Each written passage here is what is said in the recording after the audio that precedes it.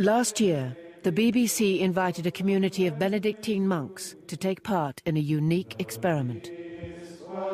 They agreed to share the rigors of monastic life with 5 outsiders for 40 days.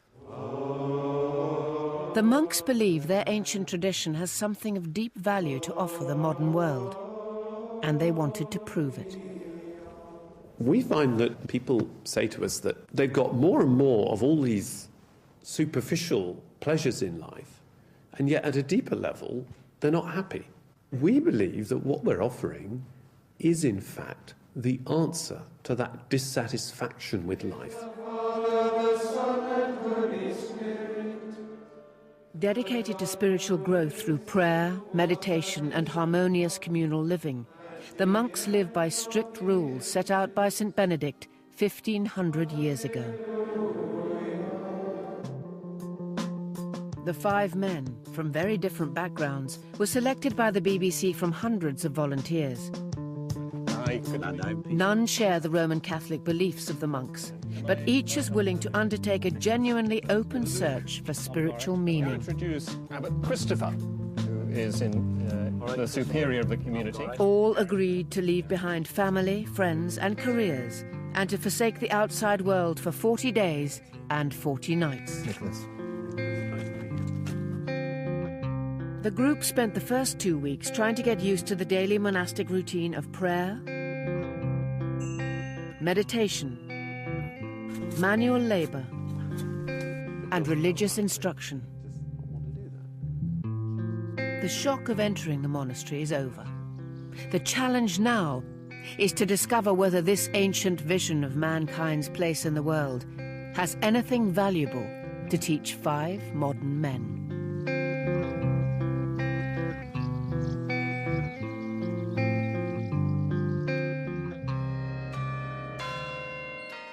It's the start of week 3. Today, like every day, begins with prayers at 6:20 in the morning.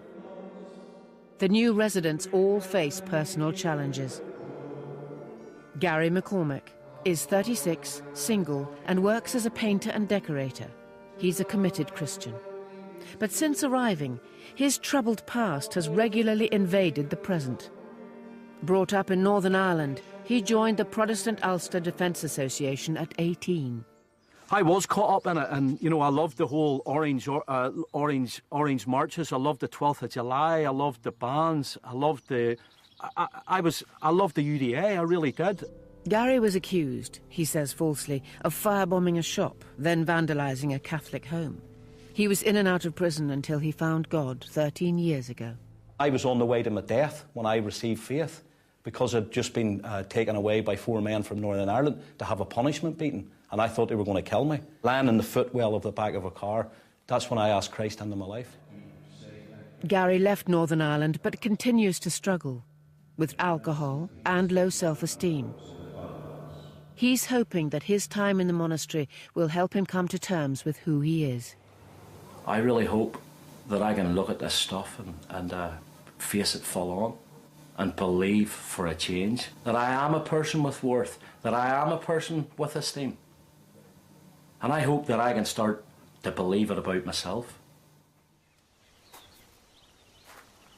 Nick Buxton is 37, single, and studying for a PhD in Buddhist theology. He was brought up as an Anglican, but struggles to believe that Jesus is the Son of God. He respects the monastic way of life, but is not sure it always makes sense. You know, when I'm feeling a bit dark and negative, I sort of look and I think, come on. 20 single men living together like this, I mean, that alone is bizarre, you know, by any standard. You have to find some way of judging whether actually this is completely nuts, or whether actually it's the only truly sane way to live. Anthony Wright is ambitious and successful and believes in some form of higher being. During his first 2 weeks in the monastery, his spiritual search has been hampered by a reluctance to open up to the group. I will gradually drip feed you and give you the information, so when I make that picture very clear for you, you get that full picture, you can understand what I'm talking about. You might be quite closed about the actual specific reason why you're here up to this point, up to 10 days in, but you are very open about who you are, who you see, where you go, what you own. Anthony was brought up by his grandmother and still struggles to come to terms with his mother's absence. He's now willing to open up about his past, but only in private conversations with monks. I feel as if I spent my childhood crying all the time. I was very sad all the time.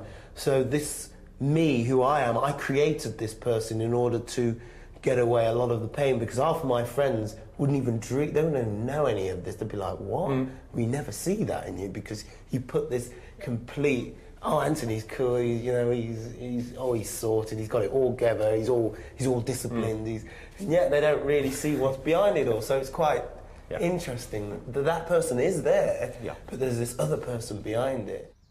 69-year-old Peter Griffith is a retired teacher and published poet. He's married with children and wants to re-examine the Christian faith of his childhood. When we first came in, it didn't make sense what we were doing. There didn't seem to be anything other than we had to fit into this pattern. It was slapped on us like an army recruit almost. You used to fall asleep in the afternoon. I thought, really, this is just going through ritual, and even felt it might be a bit empty, but actually it isn't. Tony Burke, the last of the five, is 29 and works in advertising in London.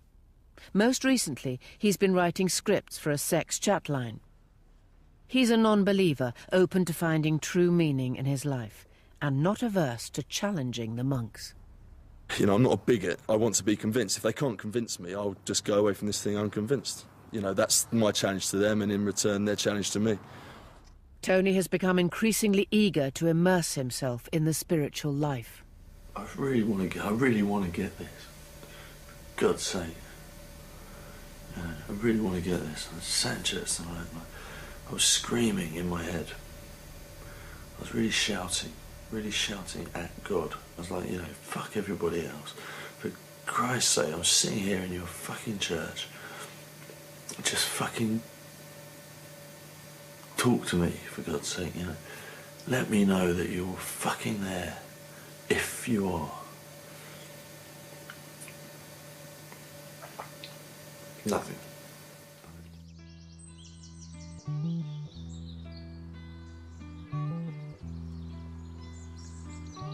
Monastic novices may take several years to overcome spiritual doubts. The monks only have their guests for another 4 weeks. The abbot decides to raise the tempo. They got into the routine. They've now got some intellectual understanding of the values of that routine. I think the challenge now is for them to embrace those values at a deeper level.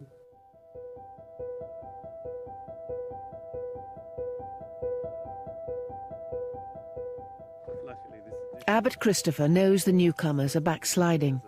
He's particularly concerned that they regularly fail to observe silent meditation, which is essential to spiritual growth. To remove temptation and avoid distraction, he's invited them to abandon their mobile phones and personal stereos. I thought, you were going to give yours. What? You said no at first. I've thought about it. I'll go and get mine. I'm actually going to keep mine. Yes. And the reason why I'm going to keep it is because I'm going to be strict enough to be able to just use it for the alarm. And I feel that if I keep it myself, then I'll be adult enough to know that I shouldn't use it. Okay. Tempted to use it. Right. I'll just turn it off so you can't read any secret stuff. A few bits of stuff in there I don't want you to see of it. That's tantalising. Once the meeting is finished, Tony decides to confess that he's reached a stumbling block. Oh, wow. I'm going to keep hold of the one I'm reading, so, It's all right. You need a bit of relaxation. I know. Yeah. Right. And the walk and that thing? Yeah. Wow. You can have headphones if you want. No, it's all right. If you want to use it. But no, he's, it's not, they're nice to have these things, but there is a tendency to kind of shut your door and just lie in your bed like a 15-year-old and just listen to music and read your books. And, which kind of leads me on to what I was going to talk to you about, was the fact that kind of I've gone off the boil a bit. Yes. Right? Because the first 2 weeks, it was like coming out after, coming round one, all like fists flying, and I feel that I've kind of exhausted myself a little bit, and I'm sitting in my corner, thinking, I don't really want to be a boxer anymore. I just wondered if you could give me any kind of advice on sort of like how to go headlong straight back into it, or maybe not headlong, maybe to pace myself a bit. To find your breath for round 2. Yeah. After a while, the mystique wears off. Yeah. And you start to discover that you're an ordinary person and that monks are ordinary people. Yeah. And that there's not quite as much mystique about it as there was at first. No, because it just becomes part of your new routine, doesn't it? Exactly.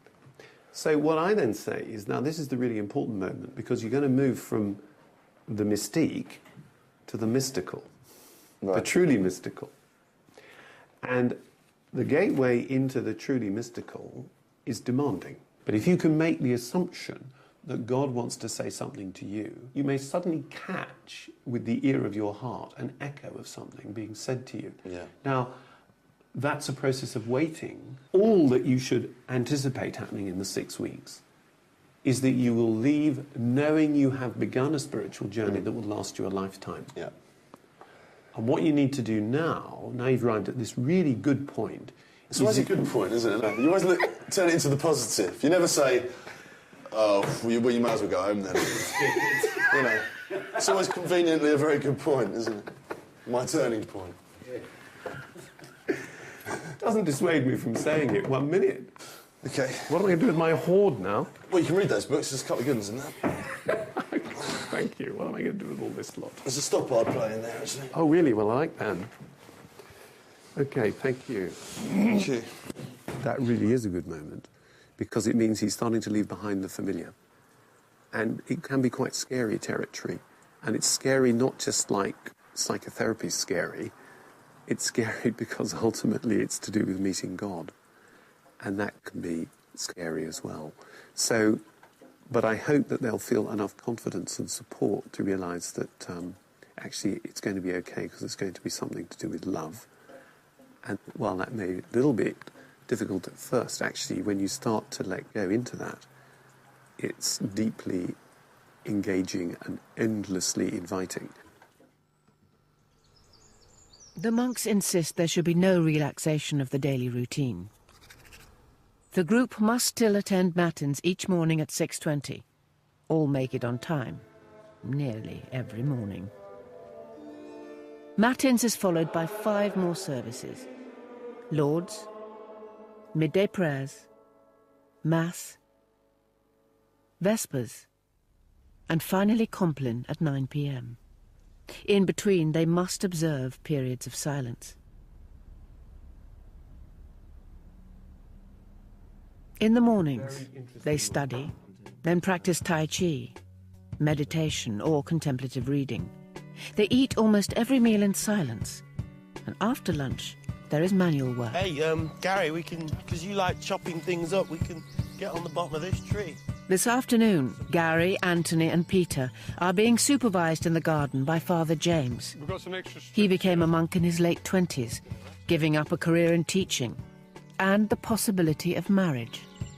You see, just turn it over, it turns over quite nicely, and then get these roots out. I just love the life. The most difficult thing, here we go, the most difficult thing is trying to live in a community of guys. Yeah. I mean, that is the most difficult thing. They either don't like you sometimes, they disapprove of what you're doing, how you look, how you're dressed, how you walk, what you think, what you say. And somehow we've got to find it in our way to love our brothers. Obviously, you said at one point, once you were in here for 4 years, you thought about, you know, am I going to get married, blah, blah, blah, the chastity thing. Oh, the chastity thing! How do you guys deal with that? Because, I mean, come on. We all know that men wake up in the morning and they stand to attention and the rest of it, if we can put it that way. Yeah.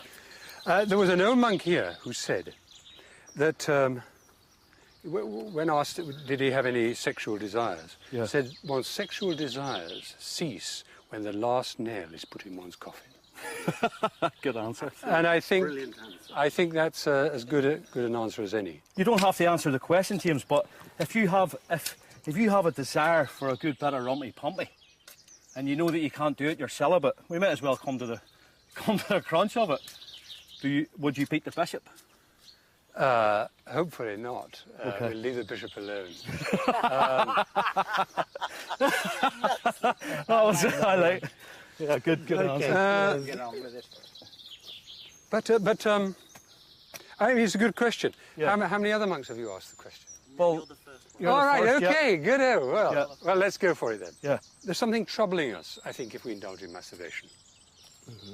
And if we do, then What do you think that let's forget something about it is? and get on with the one's day the next day. What do you think that something is? Just your interpretation of what it is. I would say some trouble in trouble in the spirit, some spiritual trouble, some difficulty, some unresolved issue. Personally, it seems, touch wood, seems to become easier as time goes on. Yeah. But other people say, well, that's just a temporary phase. It'll get difficult again. Yeah. The rule of Saint Benedict demands that each person submit to the needs of the community. Transcending the ego is central to spiritual growth.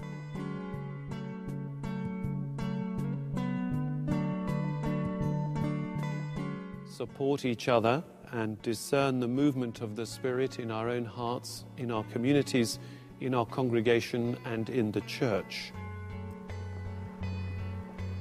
Learning to live with other people is a key part of learning about yourself. And it's a key part of your spirituality. Your spirituality is not just the bit in church. Your spirituality is the whole approach to life that you bring. Two of the visitors feel insecure about their place in the group. Anthony fell out with Tony last week. And Gary, who's lived through long periods of isolation in prison, also feels vulnerable. I see myself as that I don't fit into a group of people. The biggest part of it would be my paranoia. I think that everybody's always talking about me all the time. I'm afraid to leave a group of people because I'm petrified that they talk about me. Have you found that increasing or decreasing during the 3 weeks here? Twice in here it's increased, but that has only been for a short period of time. Right. I haven't had that fear in front of the monks for some reason. Gary seems to thrive on sharing difficult experiences in a supportive atmosphere. He's frustrated that Anthony resists opening up. I feel that he's feared to let down his defences in here, that he's got a lot of facades and masks up, and he doesn't seem to want to let any of them down. And I struggle with that there. I just don't see why I have to tell you everything about me so quickly, because I've just found too often in the past you tell people too much about you, they have ammunition against you basically, and sorry, but that's the world we live in. People are like that, so I tend not to give anybody anything, or try not to. Gary's antipathy towards Anthony looks set to disrupt the harmony of the whole group. His feelings erupt during an apparently innocuous daily religious discussion. First, he takes exception to the Roman Catholic approach to the Bible. The Catholic Church has always said, traditionally, that our reading of the Bible should be guided by the Church. Our understanding should be guided by the Church to avoid the misuse of the text. I disagree with that. I knew I shouldn't have mentioned that, Gary. The reasons why I disagree is this here, and all the things that you were talking about there, I really deeply disagree. Right. Because a lot of it is done, and the stuff that we're talking about is from an intellectual point of view. Yes. I once heard a pastor or a preacher say, the longest journey in life is from the mind to the heart, which is 18 inches. It's when I had that personal encounter with the Lord Jesus Christ. I didn't see lights, I didn't see anything, but I knew something happened in my heart. And from that day onwards, my life started to change. To follow Christ, there has to be more of a freedom than to follow religion, if you understand what I mean. Yeah, but this is what they believe in. This is the things that have followed on all these thousands of years that they want to believe in. So, you know, I can't choose to tell them that it's rubbish that they do this. No, I never actually said. I never said you said that. Anthony's intervention enrages Gary because he knows Anthony has never read the Bible. It's the perfect excuse for Gary to vent his frustrations. But Andy, sometimes I feel that you come across As if I'm stupid. Hold on a second. You're actually discussing something with me, which started off with you saying, how can you have an opinion of something unless you've actually researched it already? Yeah. And I'm saying, well, actually, you can. Well, I don't think you can. Well, then that's what you think, and that's what I Or think. perhaps- I think the difficulty perhaps- here is, perhaps- I think the difficulty here is that I'm not supposed to have an opinion. No, but I you're do not. have an opinion. No, of course like you have an of opinion. course you're supposed to have an opinion. And if you're having a conversation with But me, if then you're it coming shouldn't get across... heated. Listen, The conversation. I'm not getting... You're the one who's getting heated. If you're No, coming across... you didn't just walk out. You know, sorry. Of course it'd be better if I walk out instead of getting heated. Why? wouldn't it? There was nothing to get Because heated Anthony, you're about. coming across Mr. High No, but I'm not. No, but I'm not. Yes, you are. All the time. Oh, Of course you are, Listen to Anthony. yourself. How many people have you fell out with this year since you've been here? Who exactly? You fell out with Tony. Now you fell out with me. That's 2. Yeah. 5. Go on. It's Yeah. not a very good ratio, is it? Well, I think it's not a bad ratio. Okay. I absolutely resent, somebody so point blank to fire at me, oh, well, you're the only one in this group that nobody likes, who's nobody? I'm a person. I'm just trying to make my life a little bit peaceful in order for me to proceed and get to where it is that I'm trying to get to, basically, because my answer to finding eternal peace or, getting God to put his saving grace on me is to find eternal peace within myself. If I can't be relaxed with myself, who the hell can I be relaxed with?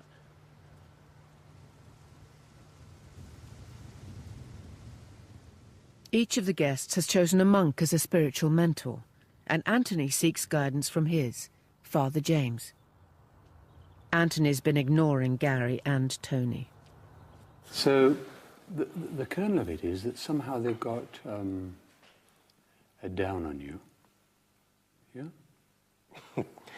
You want to put it like that. It's not Well, is it- particularly bothered. Yeah, but is that where we are? I mean, is Yeah, that the word what about bothered you springs said to mind. you said you're not averse to humiliations. Well, I'm not. All right, what about this then? I can imagine you come up with something. All right, this is it. something really Go and interesting. apologise to them. For what? Go and apologise to them for walking past them and not speaking. Oh, I can do that. Oh no, that's not. I don't see that as humility. Yeah, that's a fair comment. It is a humiliation. That's a fair comment. It's to say, I felt uncomfortable doing that. I feel that it might have been an opportunity of trying to repair something there. I didn't do it. I am not saying anything accusatory about you. I'm simply taking responsibility myself. For my actions. And they're not looking at them in the eye and saying, what have you got to say for yourselves? No, you're right. I'll take that one on board. That's fair enough. No, I can do that. That's not a problem. And then but I'm not there's- apologising for anything else. No, not apologising for being the showman or being over-secretive or what. No, you don't have to. That's you. That's you. You don't have to apologise for that. But then the more difficult thing, this is the great moraliser now, the great religion man, to find, are you going to be able to find any love in your heart for them?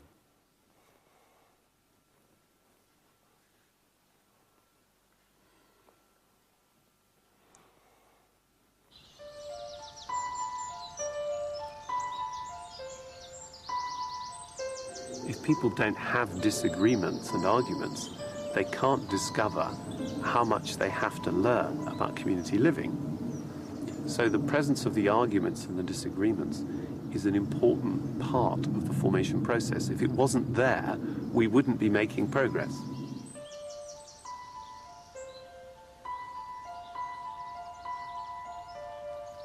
Steps? Anthony takes the initiative and gives the monastic approach a try. Oh.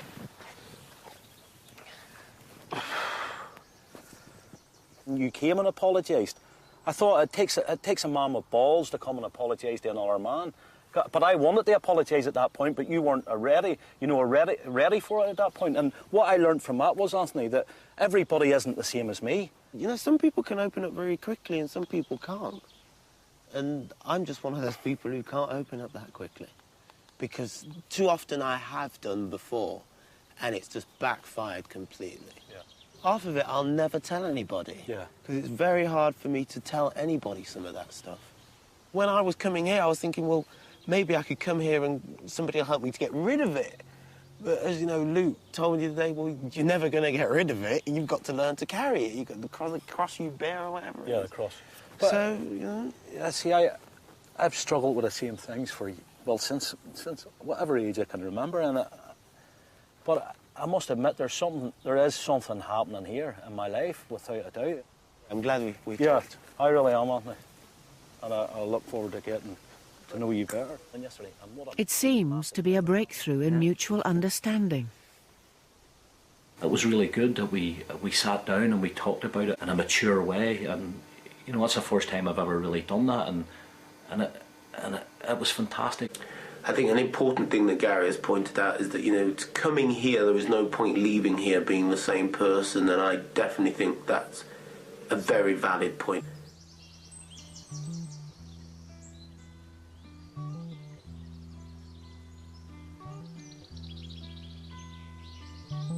Now the confrontation is resolved. The hope is that the men will devote more time and effort to the deeper spiritual search.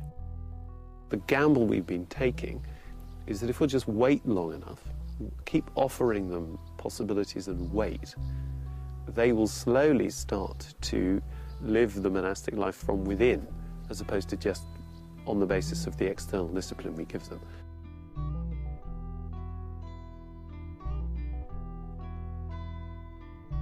Tony's latest problem is purely physical. He's injured his leg out running. You know, it's only something very small. What's up to the knee? Oh, God. Rather restraints. Have a feel if you like, haven't As the weeks go by, the men's relationships with the monks grow closer. Your words are words of wisdom. You're a real beacon to us. Yeah. You know, it works both ways. Yeah, It yeah. works both ways. You've brought a tremendous amount to this house. You've brought so much energy to this house. And you've set it on fire in a way that you may never be able to recognise. The monks decide it's time for the group to think about some of the central questions of Christian faith. Begins with S, and Gary's got it right. Sin. Oh, sin. Ah. If Jesus is a divine person, then not surprisingly, when he dies, the post-death presence, the post-death memory is greater than just that of an ordinary person. First result, Eve starts blaming Adam, and Adam starts blaming the snake. You know, it all goes wrong. The relationships break down. The feeling that everyone is wrong except those in your own wee group.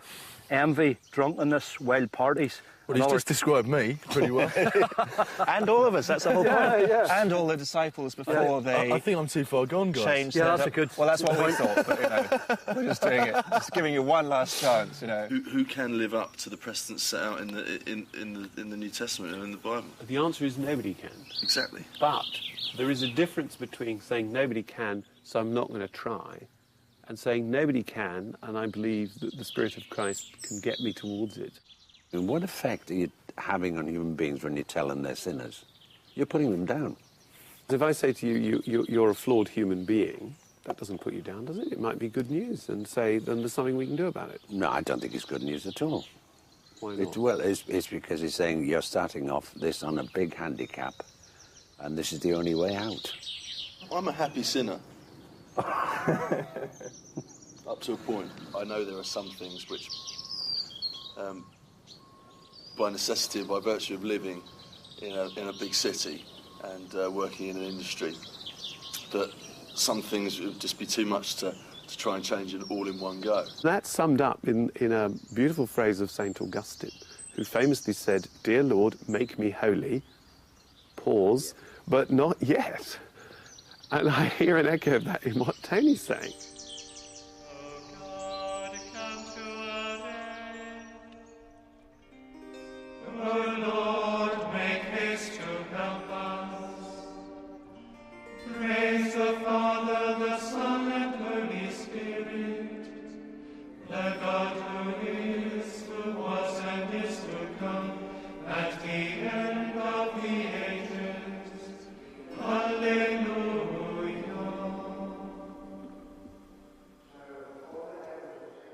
By the end of his third week, Nick has overcome his ambivalence towards monastic life. But he's still pondering intellectual doubts about Jesus Christ as the embodiment of God. Father Christopher wants him to get off the fence. Where go the shadows? Did they all just turn to light? Could you imagine yourself reading a passage of Scripture like, take up your cross and follow me, and that actually being for you a moment when you knew that that was God speaking to you, and having a deep emotional reaction which would change the way you lived your life? I could imagine it, yes. That's what I'm encouraging you to imagine.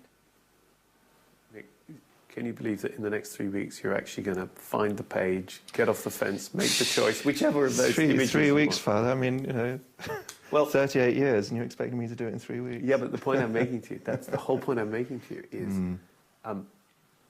big decisions have to be made at a point in time. Yeah. The whole God thing again. Yeah. He's not going to let me get away with being a sort of non-realist, post-liberal, you know, whatever. But then, you know, he is the abbot of a Roman Catholic monastery, so... Tony is beginning to reflect on why a successful life and career has been punctuated with unhappiness. He's exploring whether the spiritual vision of the monks can offer any help with his problems. I spent 2.5 weeks in the psychiatric unit, having had a bit of a breakdown, and it all got a bit too much. So I remember walking down Shoreditch High Street, tears streaming down my face, listening to Animals by Pink Floyd, just thinking, what the fuck is this all about? You know, what am I? What is this life thing? What is this awful, awful, awful thing that I've been given? Tony chose as his mentor Brother Francis, who works by day as a nurse for children with cancer. I'm not just going through the motions, I am praying, you know, with a little, as I keep saying, this little disclaimer at the bottom, which is sort of like, you know, if there is a God, I am praying to him. If there isn't, then I'm just talking to myself. But I am praying, but then I feel a bit of a fraud doing that, because it's like making a Christmas list. Is this just some hocus pocus to believe in to make myself feel better, and to, you know, give my something to fall back on? And I don't want it to be a safety net. I want it to actually serve a spiritual, but also, like, you know, kind of a practical purpose in life. Well, I think if we go back to what we've spoken about before, and that's about being still, and trying to be still and centred, and being still and knowing God, that God's there somewhere. I think that's rather than this sort of shopping list approach. How does God speak to you? I think he speaks to me through experience, through other people. And I think he speaks to me in the early hours of the stillness of the morning. I think you have to seek him out. And I do really feel that there's a God somewhere inside, you know, all of us. Yeah, I think maybe I'm just expecting a little bit too much, I suppose. Yeah. For me, it's about an intimate, real relationship with my God, for want of a better word. And it's... and that's an ongoing thing, and that's something I struggle with, and sometimes, you know, I walk away from, and sometimes I come back. And but that's ongoing work, really, and hard work.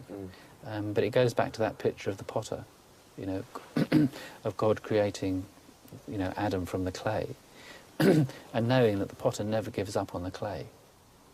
He's never going to give up on you, you know, and he's the only person that never gives up on you, even when you're giving up on yourself. It's halfway through their time here, and the abbot is worried about Peter. While happy that he enjoys analysing the religious texts, Father Christopher is keen that he should also engage with them on a personal level.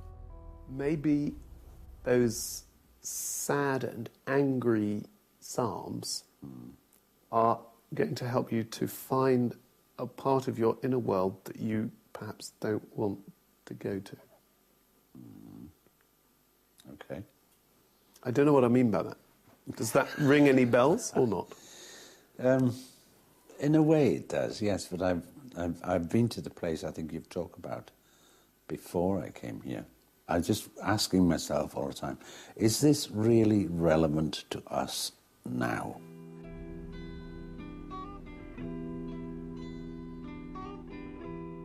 Gary is beginning to think more deeply about his religious past and what he thinks God wants for him. Many times I see God as a big God up there, you know, with a big stick, and every time I do wrong, he's ready to beat me, and he's ready to, you know, just shun me. I think God to him wears a black balaclava and gives punishment beatings to people who don't live up to the perfect image of Christ. And Gary will always be in fear of that. Gary's hope is that once he's come to terms with his past, he will be better equipped to get married and settle down. His fear is that God has other plans. I've got such a fear inside that I'm going to be asked to be single. And the fear, you know, it cripples me at times. And there's times I won't spend time with God just in case I hear that word, you have to be single. And it stops me. And so I was just asking, I'm not asking you for an answer, I'm asking you for what would you take from that? Because you were saying there it's good to ask the advice of other people. Absolutely. You're saying those scriptures came to you spread out over a long period of time, is that right? Yeah. I would have thought that the crucial other person you've got to ask in that sense is a marriage partner. Yeah. I mean, I suppose the most simple answer would be if God presents you with a woman who you feel you should marry, then there's your answer. Yeah. And if he doesn't, then there's your answer.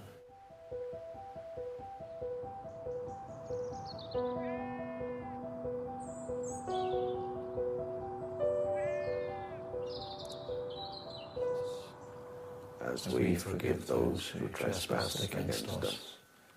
And lead us not into temptation, but deliver us from evil. Amen. By their 4th week in the monastery, the group seem to be moving forward. The men even hold their own prayers, outside church, and occasionally even observe the rule of silence.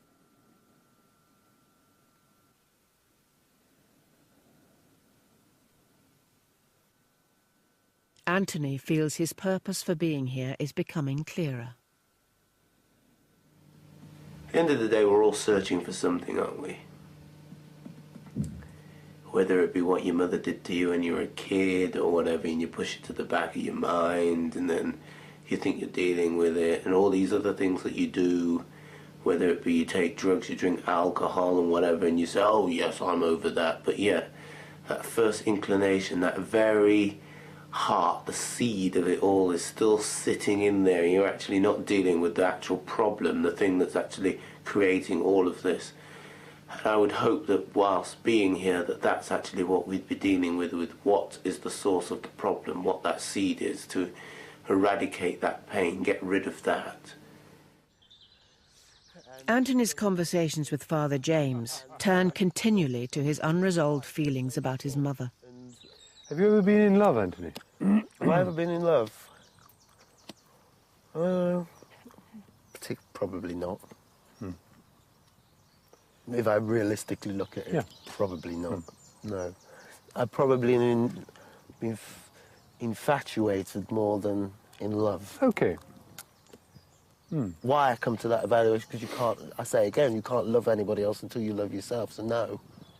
I think there is an experience, and I know it personally, when two people love each other, what you get is a tremendous sense of peace, security, trust, honesty, and being oneself is just dead easy, just natural.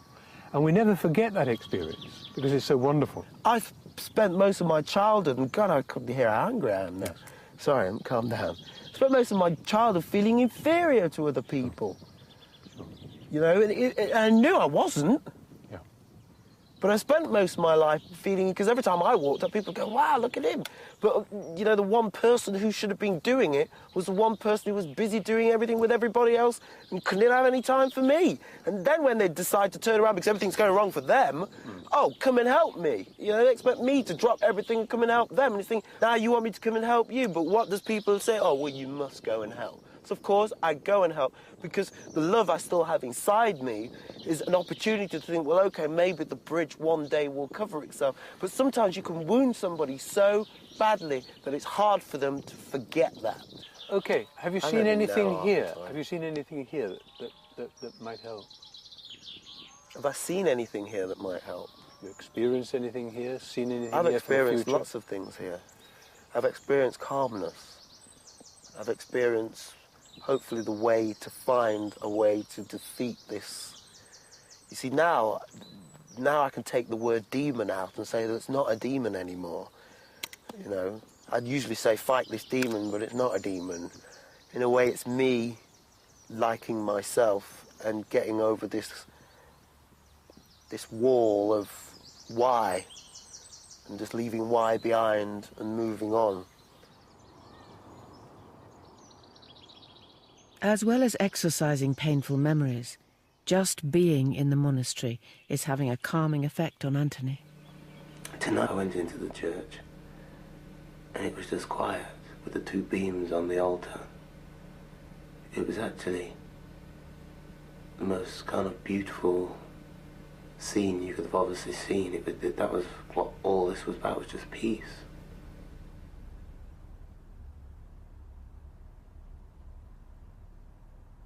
The stillness has also affected Nick. I've certainly found over the last few years that my meditation, my focus in life in general, has become very distracted and lost. And coming here, I've been able to snap right back into it. This is the heart of the monastic life, in here, in the middle of the night.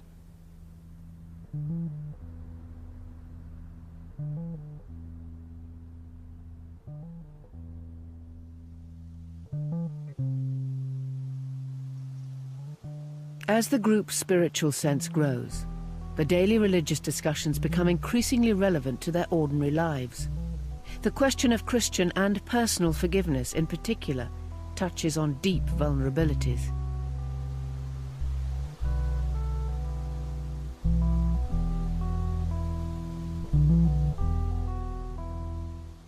We've been looking at, partly this week, forgiving other people. Forgiving other people.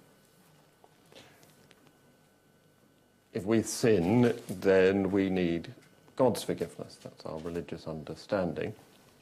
If we're hurt, we tend to build a protective barrier around us, so we're not going to be hurt again. And forgiveness is like risky from that point of view, because we're actually exposing ourselves again.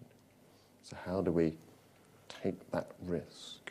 Just go back to the year dot and go through and say, now, are there situations, people, myself in situations, God, you know, where I'm holding on to this non-forgiving? I forgive people too easily because I naturally assume that I'm probably at fault myself, which is a psychological issue. If you always play yourself as the bad guy, then you're always going to forgive the other side of the argument, which is the good guy. Whereas that isn't necessarily the case. I've identified what Tony's saying, because many times I forgive people pretty quick because I thought I'm the one who's in the wrong all the time, because I'm the victim. We can sit here and say, you know, oh, poor me, I forgive people too easily because, you know, what, I could be the victim. But I'm aware of people in my life who do forgive quite quickly, but they have been at fault as well, basically. Sometimes it's easier for them to forgive in order to try and clear their own conscience.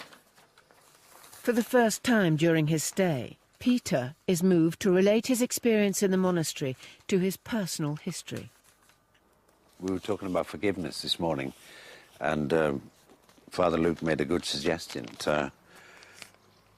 Might be something in our childhood. It immediately reminded me of being an evacuee. I was about 3.5, 4, and it was a big blitz, December 1940, I think. I was sent to an aunt, inverted commas, in Rhydyfoel, and then my mother went away.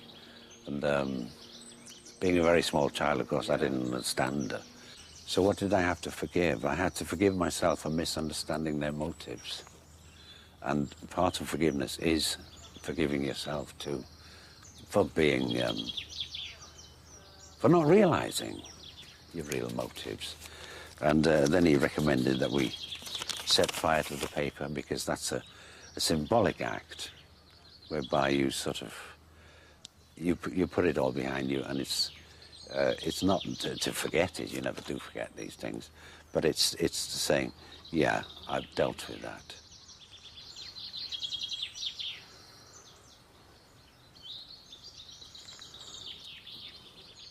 The past,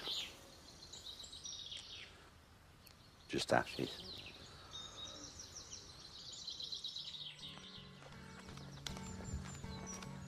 The discussion of forgiveness has also stirred deep emotions in Gary.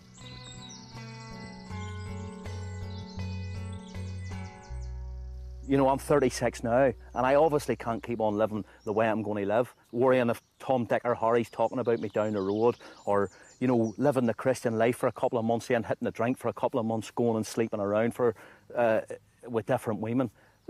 To me, I just can't keep on living like that, because the ashamedness that comes with it, and the hypocrisy and stuff like that there, and the thoughts what I'm thinking that other people's thinking about me. I'll send me into a mental institution, or I'll have me hanging off a rope from a beam somewhere, because that is the reality of it, and I'm saying that from my heart now.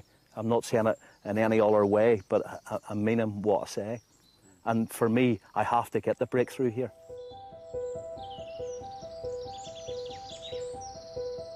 The second fortnight in the monastery is nearly over when something happens to Tony that he finds hard to explain.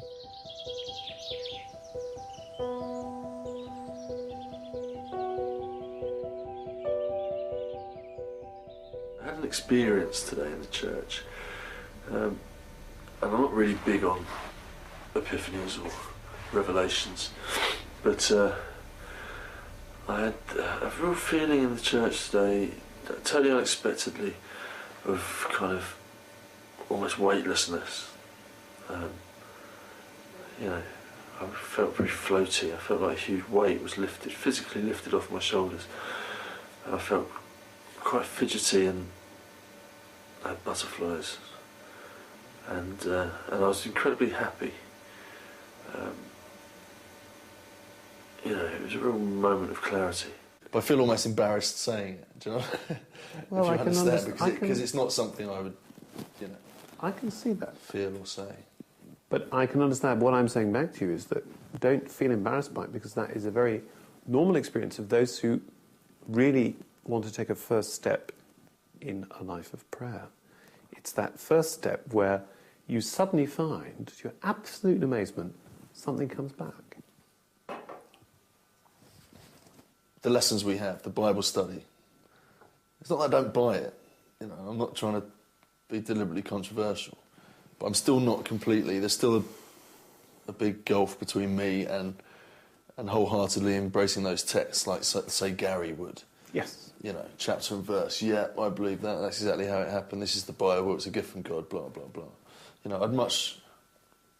You're not. It's going to take a lot longer to convince me on that. But what I would say is I wouldn't want to convince you in that way. I wouldn't want to get into that dialogue in your head in that way. But what I would say to you is, when I gave people the parable of the prodigal son to read, your very quick response to that was, when I said to you, read it now as a parable which speaks to you. Don't ask questions about, you know, the historical nature of it or whatever. Just read it as a parable for you now. And you said, well, it's obvious what the meaning is. I'm the prodigal son.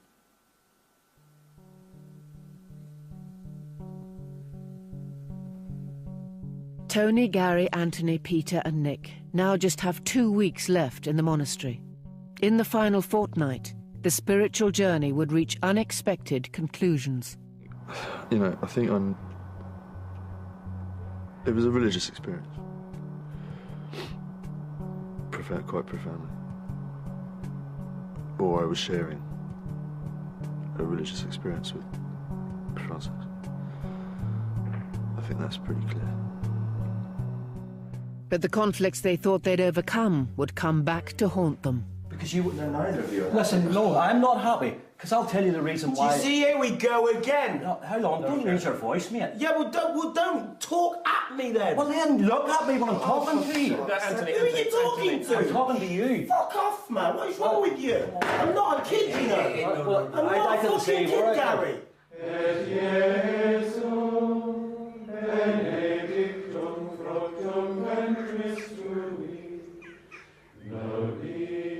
Was taught exist.